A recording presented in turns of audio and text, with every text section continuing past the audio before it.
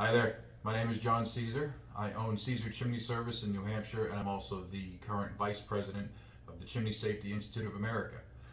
We're going to talk today about wood stoves, like this guy right here. This is in our training center that we have here at the shop that we train our technicians with. This is a very typical setup for most wood stoves, sitting on top of a hearth plumbed into a hole in the wall. But what we're going to talk about today is the use, specifically the slow burn.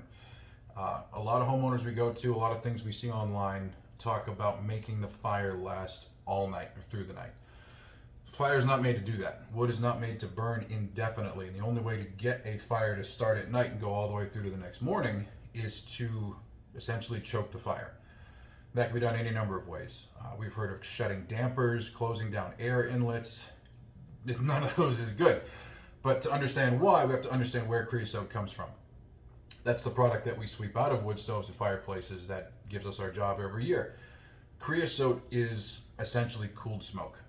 The thicker, darker the smoke you have, the longer it stays in the flue, the longer it takes to go up the flue.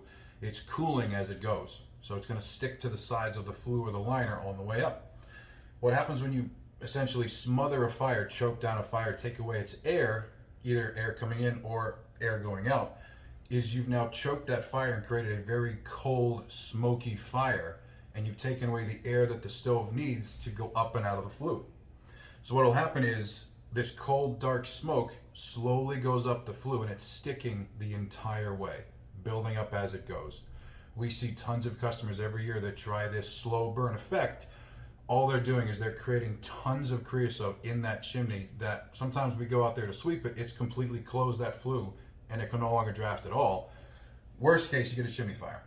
When creosote builds up to a point and then gets hot enough, it will ignite, and that's where you get a chimney flue fire from. So, moral of the story, if you have a wood stove, it is not made to go all night.